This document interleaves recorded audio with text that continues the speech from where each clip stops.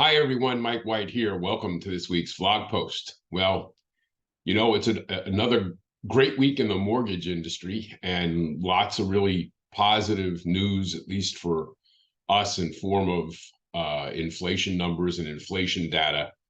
And I can't stop thinking about the song "Here We Go Again," because here, I'm going to be on my high horse, my pedestal, screaming about the Federal Reserve Board and the fact that it's run by a bunch of people who have little to no economic training or background and have little to no desire to update their methodology and how they look at information and get information in real time.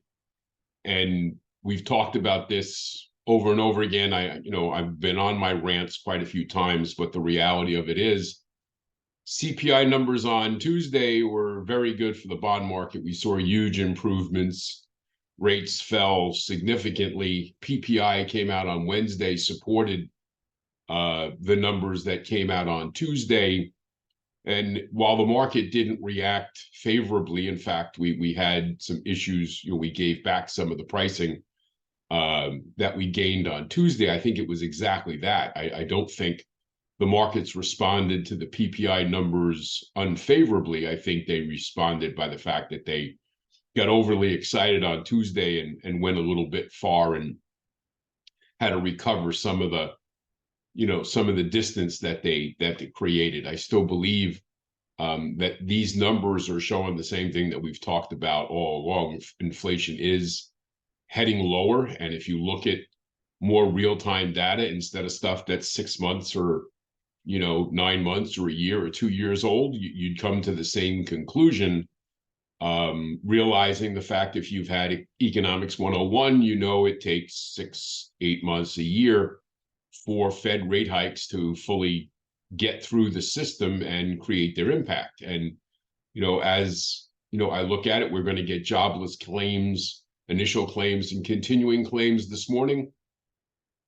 They've been trending, higher, which means work weeks continue to reduce total number of hours worked. And that just shows you that, employers here and there are not only starting to lay off workers across the board, but they're not in such a hurry to hire. And a lot of the things that we saw before, people just leaving existing jobs to take other jobs that were going to pay them significantly more money, that has slowed down substantially. So we look to see that the continuing claims and the initial claims today, and how that goes. But if those numbers continue to climb, you have to be really, really cautious about what could happen to this economy. And I sit here and say, I believe, the Fed has to watch what it says and what it does. I said, because the economy isn't what they think it is. And I believe that the economy is struggling, and it's been buoyed by people who have been doing nothing more than accumulating debt. Their savings rates have gone down. We are at all-time highs in the amount of credit card debt that's out there. People continue to spend more than they make. And we have not seen anything really impact the market fully as the impact of student loan repayments. And now we're running into the holiday season. So please, Fed members, everybody, time to stop talking about raising rates and all this other stuff. It's time for you guys to go back, sit in the corner, sit down, shut up, do nothing until you come back in 2024, see where things are, pay attention to possibly between now and then finding ways to make decisions based upon real-time data, because everything that we've talked about for the last 6 months are now showing up in your numbers. Not the numbers that the market sees, not the numbers that I see and you see, but the numbers that the Fed chooses to go by. And the only other thing they can do is realize that the algorithms that they're using to construct their methodology are completely crap, and they have to do something about it.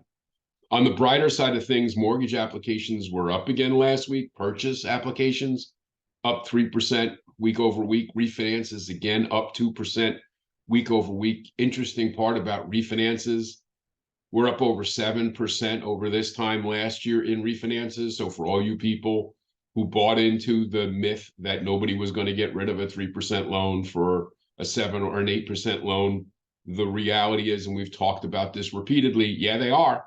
And refinances are out there simply because it's not about the interest rate on your mortgage to a homeowner. It's about your total monthly payments. And with credit card rates and car loan rates and everything else going higher, higher, higher, consolidating that debt, paying off those bills, actually a higher mortgage rate, borrowing more mortgage money ends up as a net positive for your cash flow situation because total payments go down. So keep that in mind. And as far as purchase activity goes, the people would have you believe that nobody's buying houses are the same people who are complaining that we'd sell more houses if there was more inventory. So I'm kind of lost into that conversation. But the reality of it is, if you're out there and you're working, you're seeing opportunities and you're seeing transactions. And we have just a few weeks left to put deals together that are going to count and close for 2023 numbers. And we're all, whether you're on the mortgage side or you're on the real estate side, arbitrary monthly and yearly numbers are not so arbitrary this time of year because there is time to get these last 1, 2, 3 deals together, get them closed, get paid on them this year, or at least have the numbers count, because for many people, their 2024 income is going to be based upon their 2023 production. For those people who have company awards or have psychological numbers that they want to reach as far as dollar goals go, that those things can be very important. We've seen it all. It's why gas stations price gas with 9/10 of a cent instead of going to the full cent. It's psychological that those numbers are important and they mean something to people, no matter how trivial. Emotionally, they're significant, and we need to know that we still have 3 weeks. So next week being Thanksgiving, it's an early Thanksgiving.